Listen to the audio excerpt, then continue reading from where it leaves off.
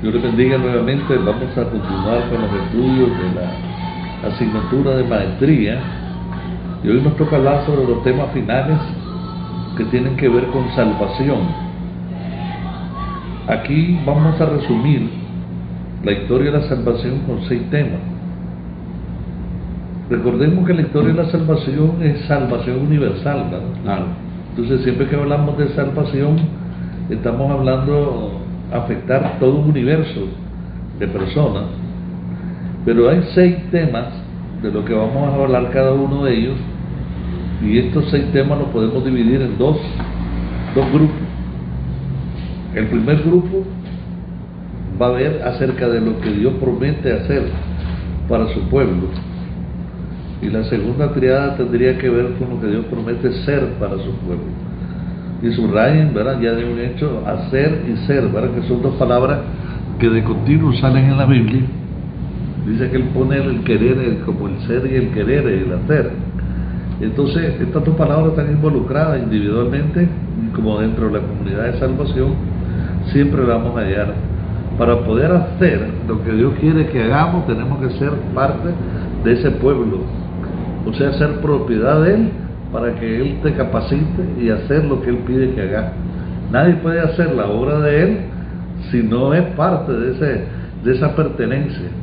Por ejemplo, cuando Nicodemo se acercó a Jesús y le dijo: nadie puede hacer las cosas que tú haces si Dios no está contigo. Sí. Hay una asociación del poder de Dios, que la persona que Dios ha llamado para tener efectividad en lo que Dios le pide que haga. Entonces, con el respaldo de Dios. Exactamente. Hacer, el ser van de la mano. El ser es mi identidad.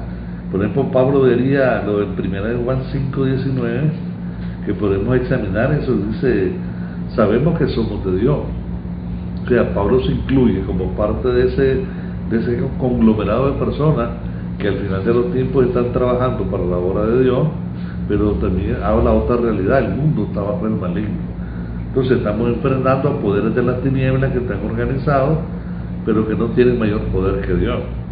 Entonces, para cambiar una realidad circundante, hay que tener al poderoso de Israel con nosotros, para cambiar todas esas estructuras de dominio que el maligno, hasta el momento de la caída, todavía domina en ciertas partes del mundo. Por ejemplo, los principados de Persia, como dice Daniel, ¿verdad? El príncipe de Persia, ¿verdad?, y el príncipe de Grecia posterior. Y sabemos entonces que hasta el día de hoy esa es una batalla que se va a tornar en todas partes de los ángulos de la tierra.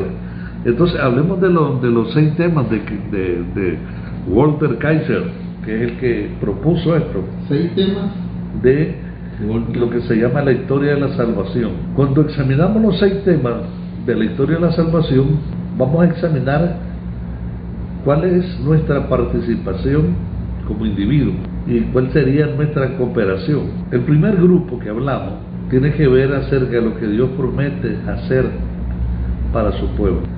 El tema 1: le daré una tierra, un reino. ¿Cómo comprender esto? Que Él va a entregar una tierra, un reino. La tierra o reino como un área que podríamos decir que, además de servicio, además del servicio, es una área que está dominada por el maligno, porque tiene que ser conquistada con el tipo de ley. Cuando el maligno dominó legalmente. Cristo en la cruz va a vencer a los principados y potestades y lo exhibirá públicamente. De alguna manera nosotros, así como hizo el pueblo de Israel, tuvo que expulsar a cada una de las tribus invasoras dominantes en ese entonces. Entonces, dice que Israel repartió prácticamente la tierra, y esa tierra se va a volver para nosotros como la heredad, una heredad que a través de la cual Dios quiere mantener su control y dominio también, ¿verdad?, a través de sus siervos.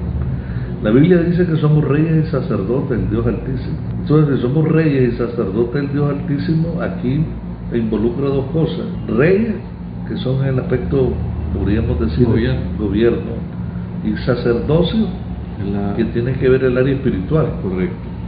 Pero como ayer, que lo espiritual y el gobierno van de la mano, porque es imposible pensar en un gobierno en unidad si lo espiritual no camina de la mano con lo político. Correcto. Hablando del sentido de cómo Dios quiere gobernar Por eso, ayer, pastor, estuve indagando acerca de eso, la parte del gobierno, y me decía que en el principio, ¿verdad?, el gobierno, ¿verdad?, Dios lo estableció como una teocracia, donde, ¿verdad?, Dios ejercía su voluntad y su autoridad mediante el sacerdote, ¿verdad?, que él establecía en ese lugar, ¿verdad? Correcto.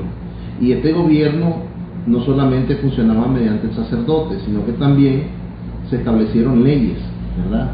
Por eso cuando Dios saca a su pueblo de Egipto y lo lleva al lugar, ¿verdad?, lo primero que hace es entregarle las leyes o los mandamientos, como nosotros lo conocemos, ¿verdad?, para que este pueblo pueda tener un orden en el cual pueda él ejercer, ¿verdad?, ese gobierno.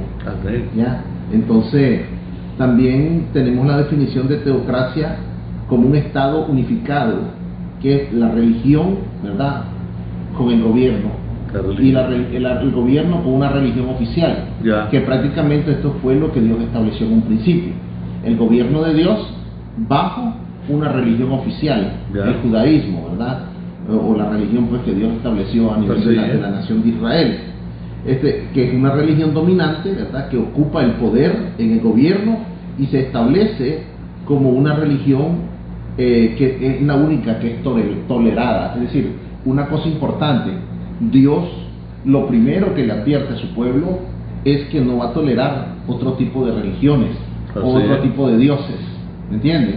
Y eso es algo muy importante, es decir, es la única religión que va a ser tolerada, pero que además va a suprimir las demás religiones que puedan encontrarse en la trayectoria del camino. ¿Ya? Es correcto. Me parece bien, pastor, porque el Padre Nuestro, ¿verdad? Sí. Cuando nosotros, los discípulos preguntaron, enséñanos a orar, no es que los discípulos no pudieran orarse, ellos tenían enseñanza rabínica desde que venían de pequeños, pero les interesó mucho la manera que Jesús oraba después de un día fuerte de trabajo, me imagino de cansancio, ¿verdad?, de movilizaciones. Cuando iba a la parte de hablar con el Padre, se revitalizaba en la oración. Entonces esa revitalizarse sería llenarse de Dios, y prácticamente podríamos decir que al hablar con Dios cambiaba todo el asunto, el semblante, la fortaleza, todo lo que tenía que venir de parte de Él. Entonces hablamos que si hay un gobierno desde arriba, de lo alto, ese gobierno tiene que hacerse sentir de una manera vertical también, ¿verdad? De donde viene. Entonces, cuando le oró el Señor, Él le dijo, oraréis así: Padre nuestro que estás en los cielos, ¿verdad? Y sigamos el orden, por lo menos, dice, santificado sea tu nombre, vénganos tu reino. Entonces lo primero que está ahí, vénganos tu reino, establecer el reino, y llama la atención, dice que se haga como se hace en los cielos, se haga en la tierra. Porque hay una petición de este tipo. Porque también hay un gobierno que reina en los cielos. Un gobierno que está hay establecido. Una estructura gubernamental en los cielos. Entonces quiere decir que si en la tierra los hombres resisten el cambio y la voluntad de Dios, Dios que espera que dice que nosotros podamos entenderlo a través de la oración, pidiéndole a Dios que de la misma manera que en el cielo se le obedece, se le obedezca aquí en la tierra también. Entonces ahí sería lo que usted plantea, pastor. Podríamos decir que el sacerdocio o lo religioso que tendría que ver con esto era como en la antigüedad se pretendía, no con las malas formaciones que tenían las religiones del mundo, que las malas religiones del mundo lo que hacían era legitimar lo que hacía el gobierno. O sea, toda decisión política decía viene de Dios, pero sabemos que no era así, lo que son las religiones paganas. Y en algún momento hasta la misma nación de Israel cayó en ese... Sí, es correcto. Vamos a decir así, cayó en esa apostasía, porque esa era una manera de hacer apostasía. Exactamente. Porque también dice que el Estado de Israel es un Estado teocrático, ¿verdad? Donde el mismo poder político del gobierno judío estaba sometido al poder religioso, que es el sumo sacerdote. El sumo sacerdote. ¿Verdad? Pero también es importante lo que hablábamos acerca de cómo Dios no solamente establece el poder, ¿verdad?, teocrático a través de este sistema, sino que también la Iglesia funcionaba, ¿verdad?, bajo un principio bíblico. Y ese principio bíblico estaba establecido a través de un cuerpo, ¿ya? Y ese cuerpo era cada una de las personas que se desempeñaban un papel importante o principal con los dones, ¿verdad?, que se le entregaron, que esto era lo que hacía que los capacitaba a la iglesia, ¿verdad?, y al pueblo para llevar a cabo la labor, siendo respaldados, dice, siendo responsables los unos de los otros por el mismo don que se les había entregado, ¿me entiendes? Muy bien. Entonces, pastor, ¿cómo diríamos nosotros que de estos 6 temas el primero es, le daré una tierra, un reino? A lo inmediato, por ejemplo, cuando hablamos de una tierra, ¿cómo poder asimilar cuál sería mi reino, tu reino? ¿A dónde nos establece Dios?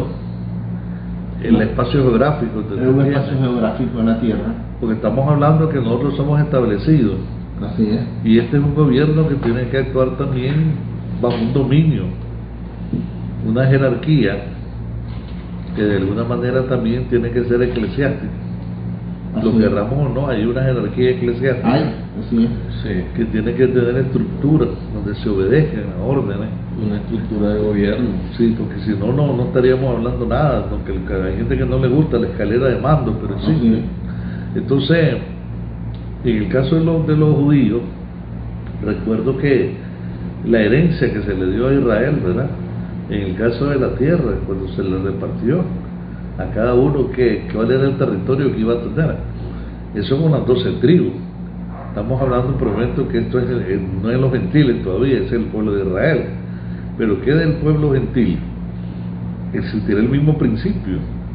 Habrá una tierra, una herencia. Por ejemplo, Pastor Treminio, ¿dónde nace Pastor Treminio? Managua, Nicaragua. Entonces debe tener una extensión donde Pastor Treminio va a tener una fuerza de dominio ejercida de parte de Dios sobre tu vida, que vas a garantizar que ese dominio sea estable, que sea Dios gobernando, esa faja.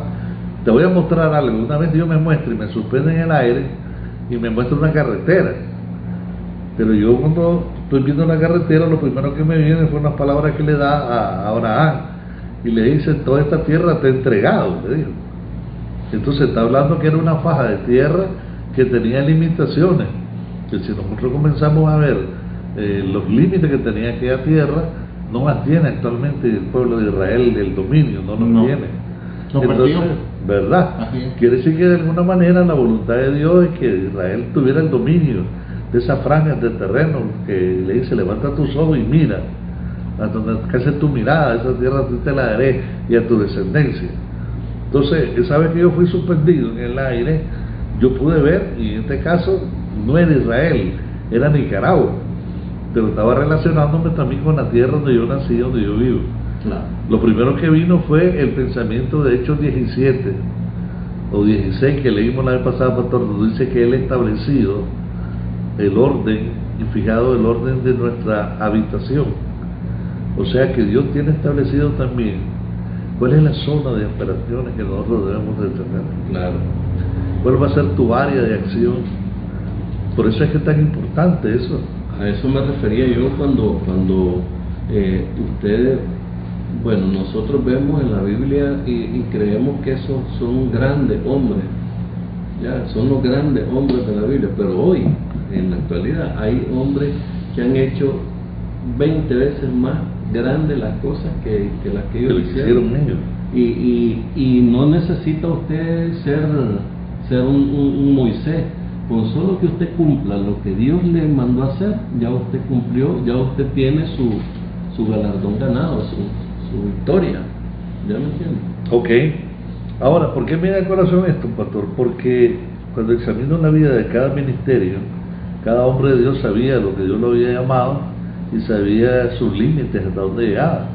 Cuando Juan el Bautista termina de bautizar a Cristo y termina todo lo que tiene que hacer, le dicen: Juan, los soldados vienen.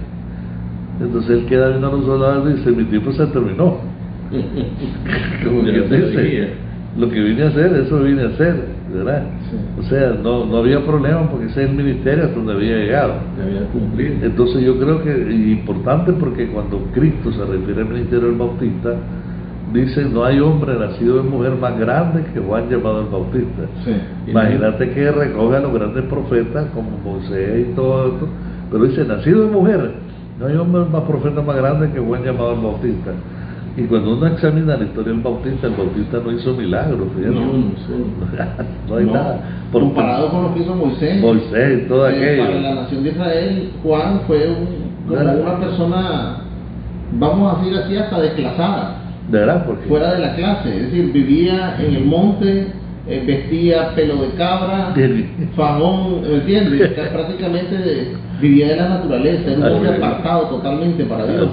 Pero sin embargo, para ellos, ¿verdad? No era él el más grande. Pero para Jesús, ¿verdad? Era el Dios mismo, sí lo era. Y lo bueno que dice, pastor, aunque este no hizo milagros, pero dice, pero todo lo que digo acerca del Mesías era verdadero. Quiere decir que la fidelidad al ministerio tiene que hacerse lo que Dios le manda hacer. Así es. No está tanto en el portento, en el la gloria, no está en lo que haga. Lo que él le mandó a decir que dijera, eso es lo que tenía que hacer. Entonces aquí estamos de acuerdo que la tierra se vuelve para nosotros nuestra área de acción, donde nacemos. Y la herencia. La herencia que Dios nos da. El segundo aspecto de esta triada sería, les daría una simiente, dice, un Mesías. Y aquí sería la siguiente, el diálogo. Les daré una simiente, un Mesías. Sin un Mesías no podríamos estar hablando de salvación, porque el Mesías o el Mesías es la persona designada por Dios para traer esto a la tierra. Y de hecho, las credenciales del Mesías son únicas. Tenía que ser identificado para saber quién iba a ser ese Mesías. Entonces quiere decir que te daré una simiente, quiere decir que te va a dar parte de una naturaleza que vas a ser participante, porque de hecho nosotros tenemos una nueva naturaleza entre nosotros. ¿No están de acuerdo con lo que digo? Claro, y eso está específicamente en el libro de San Juan, capítulo 1, ¿verdad? San Juan, capítulo 1, versículo, está específicamente esa nueva naturaleza en la cual usted habla. Y lo describe en el libro de San Juan, exactamente en el 13, pero lo voy a empezar a leer a partir del 12. Dice que, mas a todos los que le han recibido, o los que le recibieron, a los que han creído en su nombre, les he dado una potestad de ser hechos hijos de Dios. Aleluya. ¿Y a dónde viene la naturaleza? En el 13, donde dice, los cuales ya no son engendrados de sangre, ni de voluntad de carne, ni de voluntad de varón, sino de Dios. Aleluya. Es aquí donde el ADN de Cristo viene a ser parte en la naturaleza nuestra, a través del poder del Espíritu Santo. Amén. Amén. Entonces es interesante que este segundo ahora le daré una simiente, y mismo Jesús le dijo a Pedro, le dijo que él iba a lavar los pies y él se resistió, y le dice, si no me permites hacer esto, no tienes parte conmigo. O sea, le estaba diciendo que la labor que él venía a hacer tenía que ser una labor integral para que él pudiera ser parte del reino también. Amén. El reino que estaba inmerso en la vida del Señor Jesús, pero tenía que ser participante él. Porque estaríamos de acuerdo que esta nueva simiente, le daré una simiente, el Mesías, que es la oportunidad de entrar al reino como un hijo de Dios. El tercera de la tríada sería, bendeciré las naciones por medio del Mesías. Si hablamos que la naturaleza participante de Cristo nos hace aptos para ser llamados nosotros hijos de Dios, los que antes no éramos su pueblo, podemos ahora entrar a ser llamados pueblo. Lo pondré a hacerlo con una nación que no es mi pueblo ese. Así es. O sea que ellos estaban tan absortos de que se creían como que los judíos, que era el uso exclusivo de Dios solo para ellos. Así es. Y de alguna manera hasta despreciaban a la demás gente, porque no lo consideraban dignos. Y eso, pastor, está igual acá mismo en San Juan, en el capítulo 1, versículo 10, donde dice, en el mundo estaba y el mundo fue hecho por él, pero el mundo no le conoció. A lo suyo vino, que fue a establecer el reino de los cielos en la tierra, ¿verdad? Dice, a lo suyo vino, más lo suyo, refiriéndose a la nación de Israel, no le recibieron. Alabado sea Dios. Amén. está allí entonces, ¿verdad? Inmerso. Inmerso, así es. El bendeciré a las naciones por medio del Mesías es la oportunidad de ser parte ahora de ese pueblo. La segunda triada sería: yo seré su Dios. Quiere decir que antes de la entrega del Mesías en la cruz del Calvario, no se le podía llamar Dios o mi Dios, tu Dios. Tenía que tener un cumplimiento de algo. Por ejemplo, cuando Cristo aparece resucitado, María Magdalena le dice: lo quiere tocar, le dice: espera, no me toques porque tú me has subido a mi Padre. Pero lo interesante es que dice: dile a mis hermanos que voy a mi Dios y a vuestro Dios, a mi Padre y a vuestro Padre. Hasta antes de la cruz no había habido una revelación de ese tipo. Impactante, les cambia. Sí, porque cuando este varón llamado Felipe le dice: pero dinos, muéstranos el camino y muéstranos al Padre para que podamos creer o para que podamos entender. Y ahí donde Jesús le dice: el que me ha visto a mí ha visto al Padre. Aleluya. ¿Verdad? Y entonces ahí donde el Señor les habla acerca de ese camino, les habla acerca de lo que el Padre pues le había enviado a hacer y lo que él representaba, prácticamente a Dios mismo. Amén. Entonces, esta porción, yo seré su Dios. Cuando habla de Dios, sabemos que hablan del Dios verdadero. Sí. Porque hay dioses que no son Dios. Sí. Entonces, hablar de un Dios verdadero es hablar del único Dios que existe. Ustedes serán mi pueblo, heredad de ese Dios. Serán de mi propiedad. Y tanta es la promesa que se da, que dice que nosotros en el Apocalipsis vamos a ser sellados, ¿ves? Hay sellos. No, ya nosotros estamos sellados aquí, ¿verdad? Sí. Pero dice que hay un sello, un nombre nuevo que vamos a recibir. Sí. O sea, como que el sello, además de la propiedad, viene a ser como una identidad nueva, porque dice que un nombre nuevo, ¿ves? Cuando habla de nombre nuevo. Y entonces ustedes serán mi pueblo. Ahí está la comunidad de creyentes. Y el número 6 sería: moraré con ustedes. Y aquí ya miramos entonces que se trata que es el tabernáculo de Dios con los hombres morando. O sea que no es tan fácil, no es tan sencillo como la gente cree ser un hijo de Dios. No. La gente dice de que los descendientes de Seth eran hijos de Dios, ¿no es cierto? No Según lo que cumplían está con diciendo ahí, sí. Tiene que haber primero la muerte del Mesías Para que él pueda interceder y decir que vos, como si lo aceptás a él tenía que darse eso. Él te hace parte. Entonces ellos ninguno, los de atrás, por eso es que él no le llama hijo ni a Moisés, ni a Elías, ni a ninguno otro. Exacto. Dice que eran sus amigos. Interesante eso. En esos temas entonces vamos a ver ahora que si el Antiguo Testamento respalda los 6 temas sobre la salvación. El tema del 1 al 3, por ejemplo, está lo que se llama la promesa de Dios a Abraham. ¿Del 1? Sí, el tema del tema 1 al 3. Por ejemplo, ¿qué aparece? La promesa que Dios le da a Abraham en el 12 del 1 al 5. ¿Qué le promete a Abraham? En primer lugar se le dice un lugar. Esa es la otra. Sí, ahora lo estamos viendo desde el punto de vista de lo que dijimos que eran seis, ¿verdad? La forma de salvación.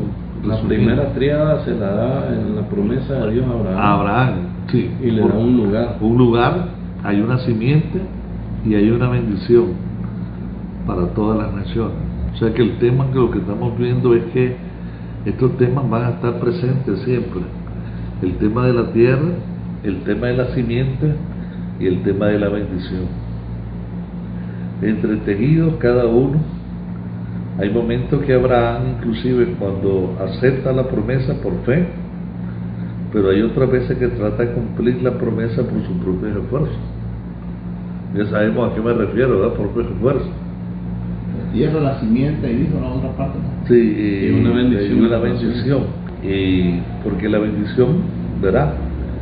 Una vez que Abraham ya se sabe que es por fe lo que está realizando, pues la bendición va a venir y se va a cumplir en una realidad ya. Dijimos que era un lugar, una simiente y una bendición para todas las naciones. Y en él serán benditas todas las naciones de la tierra. ¿Cuál va a ser la bendición? Para todas las Cristo. naciones. Cristo. Así es. Que van a poder ser La parte simiente. de la simiente, ¿verdad? Veamos la tierra, que es lo que estábamos viendo. Cuando hablamos de que Dios va a hacer, o lo que Dios hará, Dios habla de una tierra, habla de la simiente y habla de la bendición. Y cada una de ellas se relaciona con las promesas. Una tierra, por ejemplo, durante el éxodo las personas dejaron Egipto y viajaron hacia la tierra prometida. En Deuteronomio 30 Moisés le recordó a Israel que Dios le daría la tierra de Canaán. Dios les prometió la tierra si ellos le obedecían. Por el contrario, Dios les advirtió que los sacaría de la tierra si ellos lo desobedecían. Las narraciones de la cautividad reflejan esta advertencia. Israel conquistó una tierra, pero con el tiempo ellos se apartaron de Dios y se volvieron hacia ídolos. Esto resultó en la destrucción del reino del norte. Después Judá fue conquistado y sufrió 70 años de cautividad en Babilonia. Aún así Dios trajo un remanente de judíos de nuevo a su tierra. Los profetas hablaron de un reino venidero, de una tierra renovada en el futuro. Esta profecía se cumplirá posteriormente, cuando Cristo gobierne la tierra. Oye, esto es importante, ¿verdad? Porque estábamos hablando, pastor, de que todavía Israel no tenía la posesión de la tierra completa. Aquí nos explica qué es lo que estaba sucediendo. La misma desobediencia del pueblo hizo que muchas veces no se cumplieran estas cosas. Es más, Josué, a pesar con lo grande de Josué, no se logró echar a todos los que estaban en la tierra prometida, porque a veces se hicieron alianzas o se tomaron decisiones, pero que lo que Dios quería era realmente echar fuera a toda esa gente, exterminar. Y esa gente que no se echó fuera después fue un dolor de cabeza porque se volvió, ¿verdad?, contra el mismo pueblo. Entonces dice el comentarista que esto se volvió en cautividad. Babilonia, ya sabemos los 70 años porque tuvieron que estar en Babilonia. ¿Qué pasó ahí? Desobedecieron. Y entonces los profetas siguieron hablando, dice, de un reino venidero, de una nueva tierra renovada en el futuro. Pero ¿cuándo se cumplirá? Cuando Cristo gobierne la tierra. Quiere decir que de alguna manera la tierra prometida es ahora todavía una sombra de lo porvenir, porque no se tiene una posesión completa. Una simiente, y hablamos de la tierra primero, ¿verdad?, que sería la contestación que hasta el día de hoy, yo le decía al pastor Treminio de que inclusive cuando nosotros hablamos de Egipto, hablamos de una manera de Egipto como la mala experiencia de estar en el mundo, pero entre las profecías que se dan en el milenio se habla de una restauración de Egipto y que Egipto será amiga de Israel. Sí. Te imaginamos entonces los cambios sustanciales que va a haber durante ese periodo. Lo que un tiempo fue enemigo después se vuelve amigo. Y los israelitas y palestinos, Dios tiene que dirimir ese problema también. Así es. Y ellos están con el problema de la primogenitura, de la venta de la primogenitura. Y ya ves que pareciera que tanto odio, ¿verdad?, cuando lo veía hablar y recalcitrante que el odio, pero Dios va a dirimir ese problema, porque si entonces no pudiera haber una coexistencia pacífica, no pudiera haber una coexistencia pacífica. Y si te fijas bien, hay asideros por los dos lados, porque que ellos tienen asidero, los palestinos tienen asidero legal, o sea, porque son hijos de Abraham también. No, y son hijos de Ismael, y Ismael es el primogénito. Sí, por eso es que tanto Isaac, ¿verdad?, Ismael como es el Ismael son hijos de Abraham, No, pero sí, a la vez tanto Esaú como Jacob son hijos también, papá. Sí. ¿me entiendes? Tanto Esaú como Jacob, así es, ¿verdad? Así es. No, Sí, Esaú sí, y Esaú y Jacob son hijos de Sí, de Abraham, de Isaac. de Isaac, Pero de la misma promesa. a lo que vamos es Y que... aún siendo, mira cómo es esta lucha. Primeramente está uno que no es de la promesa, pero alcanza también, porque igual Agar le dice, de los lomos de él van a saldrán salir reyes, reyes. Sí. ¿verdad? Igualmente Dios le da la bendición a Isaac, ¿verdad? Pero a su vez, cuando nace Esaú, ¿verdad? Y Jacob, igual se divide otra vez esa simiente, Sí. ¿verdad? Porque dice que aún Esaú pasó a formar parte del reino de Edom, Exacto. ¿verdad? Y todo lo que son los edomitas y otro montón de tribus que surgieron de los lomos de este varón son los que de alguna manera también fueron el azote Sí. a la nación de Israel. Y cómo, ahí es donde quiero llegar, y cómo interioriza o cómo se, vamos a decir, se inyecta ese odio, ¿verdad?, entre hermanos. Sí. ¿Por qué? Porque después los edomitas, ¿verdad? Y no solamente eso, sino que los descendientes de este hombre, ¿cómo se llama? Fue más resistencia le hicieron a la nación de Israel a la hora de que ellos iban a llegar a tomar la tierra. ¿Me entiendes?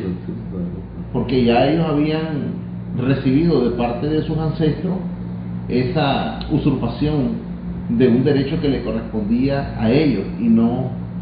Así es. ¿Ya me entiendes? Y Dios se lo da a Isaac porque le dice, el Señor le dice en Génesis, le dice, tráeme a Isaac tu único.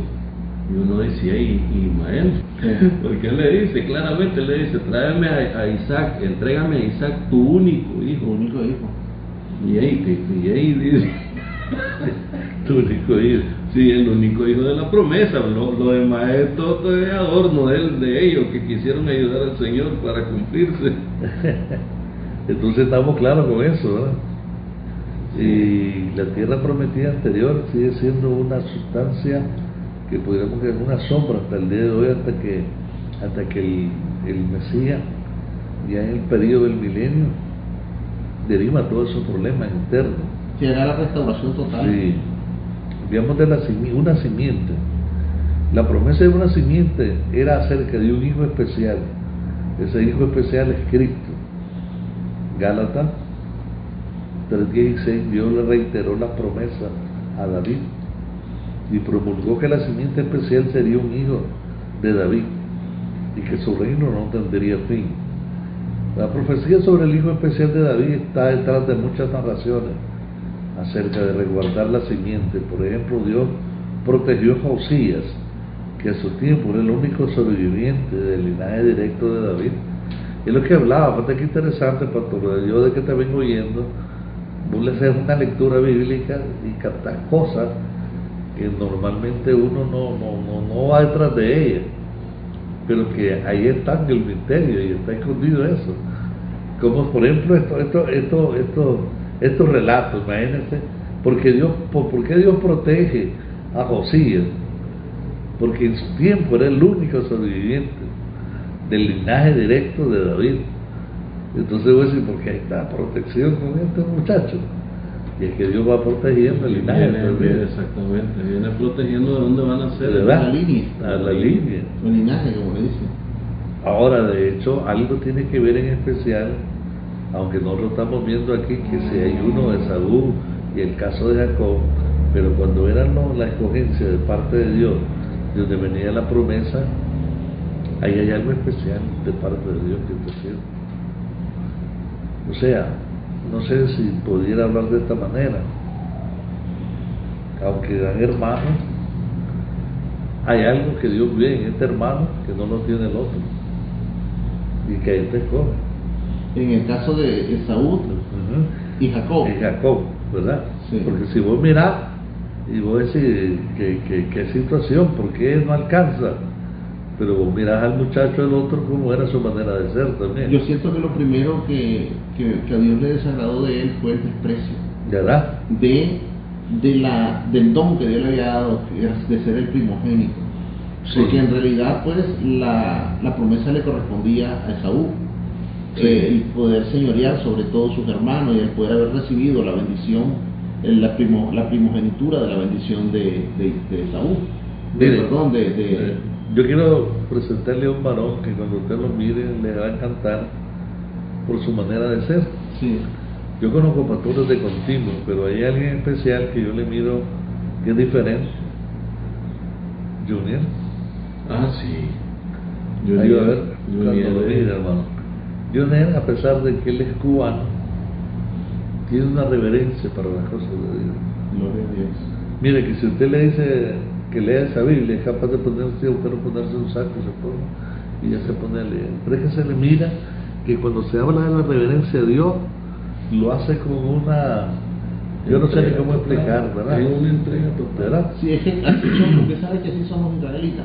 Los israelitas, antes de abrir la Torá o los rollos que ellos tienen, lo primero que hacen es inclinarse, ponerse una chalina, se protegen y luego besan. Antes de empezar, besan la Biblia, besan el escrito que van a leer. Sí. Hermano, Que fíjese, siempre la mantienen encima de todos Sí. los libros. Sí. Eso Dice es para que- decir que ella gobierna todo. Que gobiernan todo. ¿cierto? Sí, Sí, se lo digo. este Bukele que tiene ¿qué? 3, 4 años de estar ahí, ha impactado al mundo, porque pone a Dios de primero en todo. En todo, así es.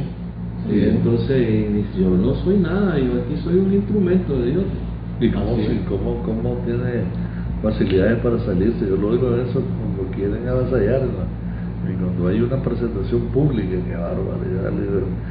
Y, a ver, y cuando él empezó no tenía esa capacidad. No tenía esa él habilidad. se trababa demasiado, él de repente se burlaban de él, usted lo sabe, se burlaban de la manera en que él hablaba, de la manera en que él decía.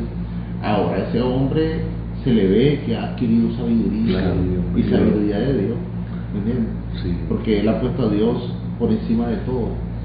Y está en la picota todo el mundo, en Estados Unidos, aunque hable tonterías todo el gobierno, toda la gente en Estados Unidos, mira Rick Harrison, ahí llegó, aquí en Nicaragua, ¿cuánto tiempo hemos querido que viniera? No, yo ahí no me meto, a mí me lo dijo personalmente. Vamos a ir terminando esto, porque a ver qué hora tenemos, la 11.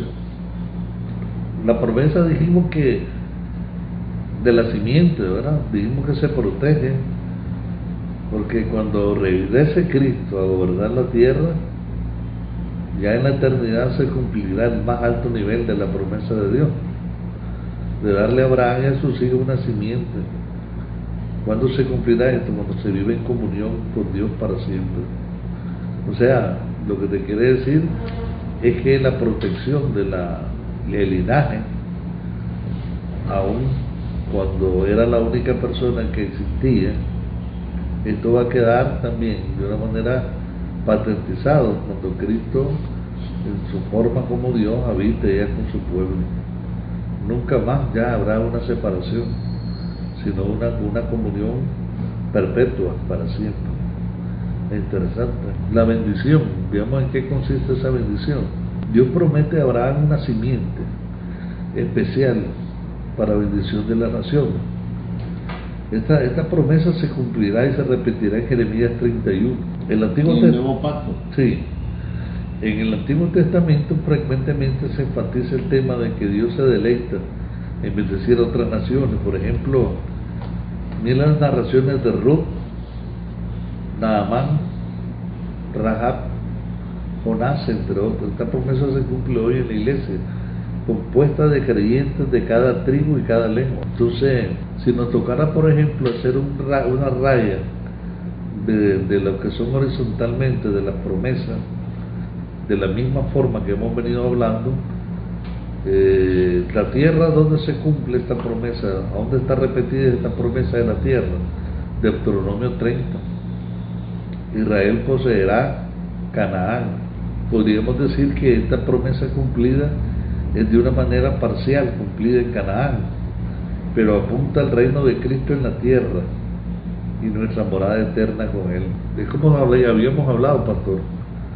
Si estábamos hablando de Israel poseer la Canaán, la promesa de la tierra, ¿cómo sería entonces para el pueblo de Israel, el pueblo de Dios, el pueblo gentil? Sí. Quiere decir que nosotros tenemos una herencia también. Ahora, ven, ya esto ya sería un momento de de un conversatorio, porque hay gente que ha dicho que la morada es en el cielo, por ejemplo. Sí, Me voy pues a preparar moradas para vosotros. sí, Y se ha hablado de moradas en el cielo y se habla de la tierra solamente con relación a Israel. Pero ¿qué pasa con el milenio? En el milenio, 1000 años de paz. Y entonces habría que ver, si fuera la tierra solamente con Israel, ¿qué pasa con todos los territorios vastos gentiles? La Biblia dice que una vez que termine el periodo de los gentiles entrará la plenitud de Israel. Para mí, yo creo que sí existe también una tierra que de alguna manera será la tierra que usted y yo, nosotros vamos a tener, que será el lugar de donde se va a proyectar tu acción, tu espiritualidad como rey y sacerdote, y a aquel que le toque, porque no todos vamos a hacer la misma, realizar la misma labor, reyes y sacerdotes. Hay algunos que van a estar en la labor de rey y otros del sacerdocio, pero ambas combinaciones es para sostener territorio, ya que prácticamente que va a estar bajo la teocracia divina. Entonces pienso, ¿verdad?, que estos territorios que habla el Canadá, que van a ser cumplidos, dice, de una manera parcial, me parece que sí, también los gentiles van a tener una herencia propia. Pero antes del sacrificio del Señor, ¿Sí? estaba dividido así el gobierno teocrático,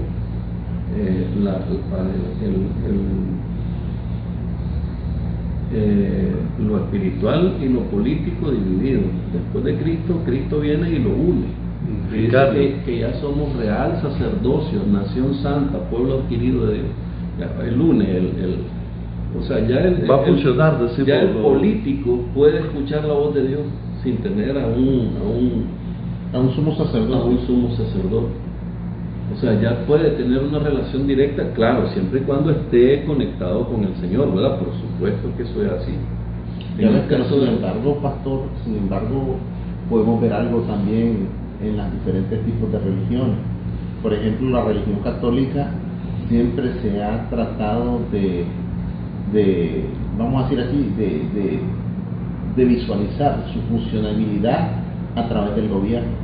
Es decir, su poder, su dominio, ¿verdad?, y su funcionabilidad como iglesia predominante a través del gobierno bajo un sistema teocrático que no necesariamente viene de Dios, ¿me entiendes?, sino que se ha, como dice Apocalipsis 17, dice que ha fornicado con todos los reyes de la tierra y siempre ha dado en su fornicación. Es decir, ella prácticamente se ha unido o se ha coludido con los reyes de la tierra para establecer un gobierno, sí, ya, pero no necesariamente bajo la dirección divina. Claro.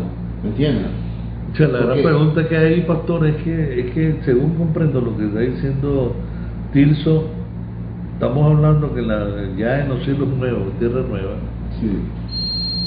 ¿cómo la teocracia se va a hacer?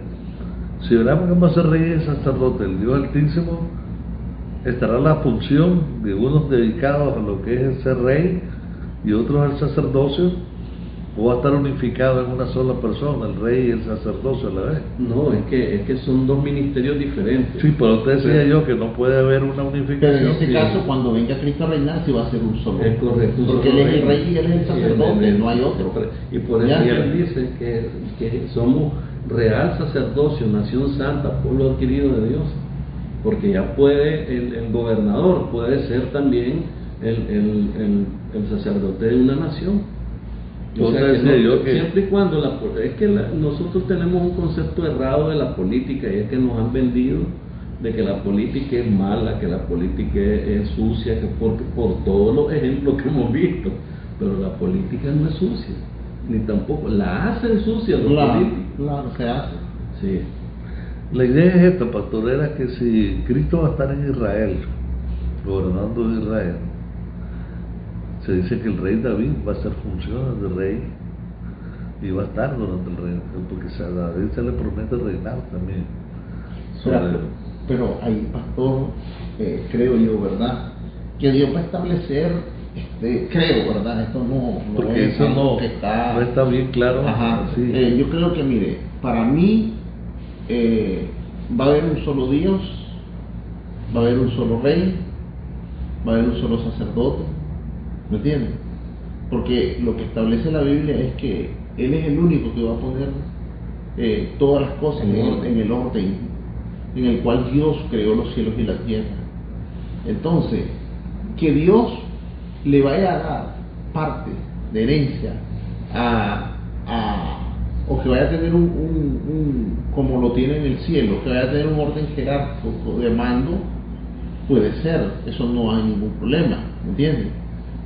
Como actualmente en el cielo, ¿verdad? Igual está el consejo de ancianos, ¿verdad? Los 24 ancianos, está Dios, ¿verdad? El Padre y el Hijo sentados en el trono, dice, Sí. están los 24 ancianos, están los serafines, los querubines, los ángeles, los arcángeles, todos los tipos de potestades, ¿verdad? Está un orden establecido y todos se rigen al Padre, Así es. ¿entiendes? Como vamos a decir al Padre y al Hijo. Entonces, de hecho, yo creo que sí, que Dios va a permitirle en el reinado milenario establecer reyes, ¿me entiendes? O personas que tengan bajo su mando una cierta área con la cual ellos, o un cierto poder o un cierto gobierno, pero todo va a estar supeditado a Él y todo va a estar bajo una sola línea, bajo un solo gobierno. Sí. Es decir, nadie va a hacer lo que le dé la gana, nadie va a determinar cosas porque así las quiero, sino que va a haber un orden donde ya la maldad va a ser quitada y ya no va a haber una emancipación, ya no va a haber una corrupción, ya no va a haber una, vamos a decir así, una sublevación al poder, porque Dios va a tener el control de todas las cosas, es decir, como lo tiene actualmente, pero que ha permitido que todas estas cosas suceden, ¿verdad? Para que el hombre se dé cuenta y los ángeles en el cielo también se den cuenta que el desorden establecido a través del pecado y de la maldad no tiene ningún fundamento como para que reine para que reine Dios pues sobre eso, ¿entiendes? Sí. Porque de alguna manera yo creo que esto que Satanás fue echado, ¿verdad?, fuera del gobierno de Dios, y los ángeles pueden estar viendo, ¿verdad?, cuál es su acción. Porque en aquel entonces yo me imagino, pastor, que cuando se dio esa sublevación en los cielos, yo me imagino que en algún momento, porque acuérdense que algunos libros, algunas narraciones nos dicen de que el diablo dice con la multitud, dice, de sus contrataciones, Sí. es decir, que él de alguna manera tuvo que sentarse a dialogar con ciertos huestes, con ciertos gobernantes en los cielos, para poderlo hacer a su lado, para poder crear, ¿verdad?, esa guerra que hubo en los cielos, ¿verdad?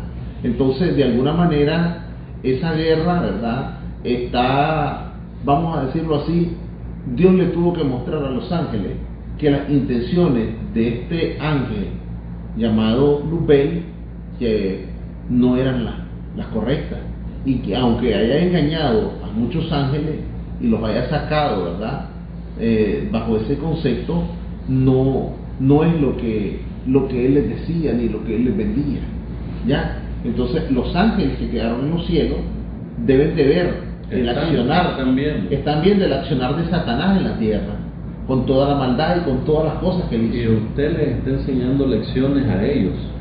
Por eso es que ellos se maravillan cuando viene un ataque de Satanás y usted lo supera. Ellos se regocijan como usted no se imagina. Claro, usted no lo nota. Claro. Pero todo lo que está pasando aquí, ellos dice la Biblia, que nosotros le estamos dando enseñanza, por decir en palabras propias, enseñanza a los ángeles del cielo cuando hacemos las cosas aquí. Ahora, en el libro de Zacarías dice que los que no suban durante el milenio a adorar, va a haber una vara de hierro, eso. Por eso que yo le decía yo que hay jerarquía en el milenio. Que claro que van a haber jerarquía. Tiene que obedecer a una estructura que está establecida. A una sola estructura, a una sola que línea. sea un solo Dios único, un solo Dios. pero que hay una delegación de poderes. Claro. Como vemos hoy, pues, pero a una línea más definida. Sí. Porque dice Zacarías que los que no suban a adorar al rey, se detendrá la lluvia. Sí. Y lo dice también el Moisés, en el Apocalipsis de Moisés, que dice que la tentación de Adán y Eva se da porque los ángeles que están cuidando el jardín del Edén suben a adorar. Y cuando vienen ya estaba la paseada ahí. Sí, Así lo dice. ¿Verdad? Con un café con el pastor de eso. Yo creo que sería bueno buscar una revelación De que subieron y porque bajaron ya. porque dice que Eso es como que la guardia se mató. es imposible agradar